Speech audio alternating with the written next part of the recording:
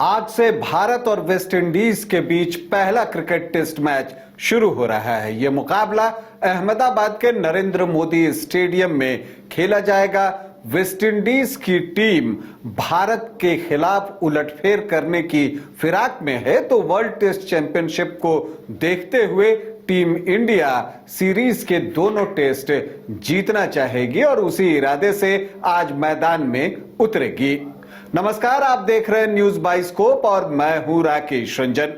भारत और West Indies के बीच पहला क्रिकेट टेस्ट मैच आज से अहमदाबाद के नरेंद्र मोदी क्रिकेट स्टेडियम में खेला जाएगा। दोनों टीमें तैयार हैं। शुभमन गिल फिर से एक बार कप्तानी करते हुए आपको दिखेंगे, तो रविंद्र जडेजा भारतीय क्रिकेट टीम के उप कप्तान बनाए गए हैं। दूसरी तरफ अगर आप वेस्ट इंडीज को भी देखें तो रॉस्टन चेज जो है वो कप्तानी करते हुए दिखेंगे। ब्रेथवेट इस टीम में नहीं है।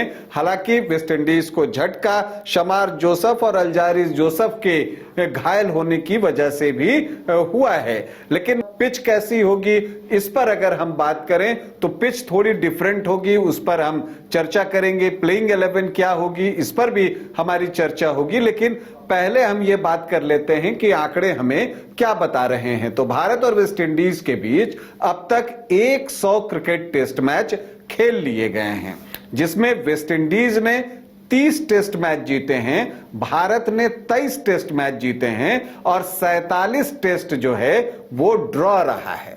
तो ओवरऑल रिकॉर्ड आप देखें तो आपको लगेगा कि वेस्ट इंडीज का पलड़ा भारी है। लेकिन ये पुराने जमाने की बात है। एक वक्त था कि वेस्ट इंडीज के नाम से टीमें कांपती थी। लेकिन आज क्या स्थिति है? 2002 में आखिरी जीत वेस्ट इंडीज को मिली थी जब उसने भारत को शिकस्त दी थी अपने घर पे किंगस्टन में। उसके बाद से भारत वेस्ट इंडीज से हारा ही नहीं है। इस दौरान 25 टेस्ट मैच हुए हैं, जिसमें कि भारत ने जो है 15 टेस्ट मैच जीते हैं और बाकी के 10 टेस्ट मैच ड्रॉ हुए हैं। तो ये बदलती हुई तस्वीर की कहानी बयां करता है ये आंकड़ा जो मैंने आपको बताया। तो वेस्ट इंडीज के सामने बड़ा चैलेंज है कि वो भारत में जीत हासिल करे। ये बड़ी चुनौती है, उसके पास अवसर है।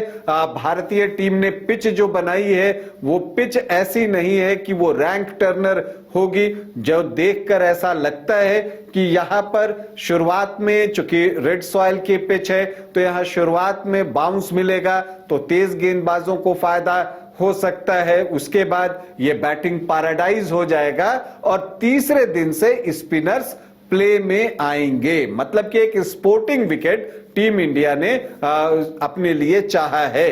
तो अब देखना है कि इस पर किस तरह से टेस्ट मैच आगे बढ़ता है। प्लेइंग 11 की बात करें तो भारत की टीम की तरफ से यशस्वी जायसवाल और केएल राहुल जो है वो पारी की शुरुआत करेंगे।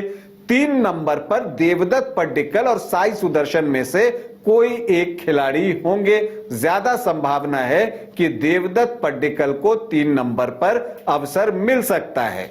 4 नंबर पर खुद कप्तान शुभमन गिल बल्लेबाजी करने के लिए आएंगे, तो 5 पर आपको उपकप्तान रविंद्र जडेजा बल्लेबाजी करते हुए दिख सकते हैं। चूंकि आपको ऋषभ पंत जो है इंजरी की वजह से टीम में शामिल नहीं किए गए हैं। 6 नंबर पर विकेटकीपर के रूप में ध्रुव जुरेल दिखेंगे। हालांकि एन जगदीशन भी विकेटकीपर ही हैं, लेकिन ध्रुव जुरेल ने अभी इंडिया ए की कप्तानी की है ऑस्ट्रेलियाई ए के खिलाफ और उसमें बेहतर प्रदर्शन किया है, तो उनकी दावेदारी मजबूत दिख रही है। 7 नंबर पर आपको अक्षर पटेल और नीतीश रेड्डी में से किसी एक को अवसर दिया जाएगा और वजह इसकी इसलिए है, ऐसे आपको अक्षर पटेल फेवरेट दिखते, लेकिन चूंकि पिच पर जो है तेज गेंदबाजों के लिए भी थोड़ी बहुत मदद है, तो ऐसे में भारत जो है वो तेज गेंदबाज ऑलराउंडर की तरफ जा सकता है। तो वैसी परिस्थिति में नीतीश रेड्डी खेलेंगे और अगर वो नहीं खेले तो अक्षर पटेल टीम का हिस्सा होंगे। 8 नंबर पर आपको वाशिंगटन सुंदर दिखेंगे, ऑफ स्पिनर हैं और इन दिनों बल्ले से भी सफल रहे हैं। इसके अलावा 9 नंबर पर कुलदीप यादव और 10 पर जसप्रीत बुमराह, 11 पर मोहम्मद सिराज आपको दिखेंगे। देखिए, दोनों टीमों की बात करें तो भारत की जो आखिरी सीरीज हुई है वो इंग्लैंड में हुई और वहां इंग्लैंड में भारत ने बेहतर प्रदर्शन किया है, 2-2 से सीरीज बराबर की है। तो ये एक कॉन्फिडेंस टीम इंडिया के पास है। दूसरी तरफ वेस्ट इंडीज की टीम ऑस्ट्रेलिया के खिलाफ अपने घर में 0-3 से हार गई है, तो वहां से उनको एक रिकवरी जो है वो चाहिए। तो कुल मिलाकर ये सारे आंकड़े हैं। भारतीय टीम का पलड़ा वेस्ट इंडीज के ऊपर भारी दिखता है। वर्ल्ड टेस्ट चैंपियनशिप के लिहाज से भारतीय टीम के लिए यह सीरीज बेहद महत्वपूर्ण है, क्योंकि फिलहाल WTC के टेबल में भारत तीसरे स्थान पर है 46.67% विन परसेंटेज के साथ।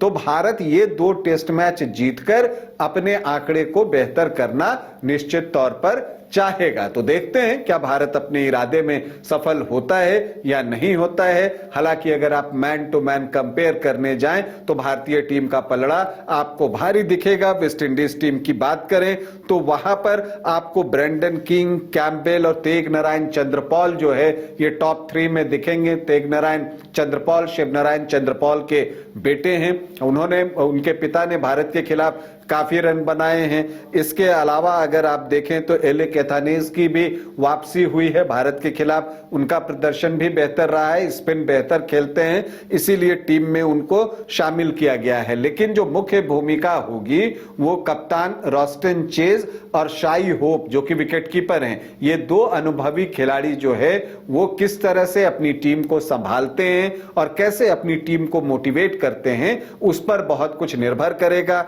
गेंदबाजी में जैडन सिल्स जो हैं वो प्रतिभावान खिलाड़ी हैं, उनके साथ एक लेफ्ट आर्म फास्ट बॉलर जेडिया ब्लेड्स होंगे।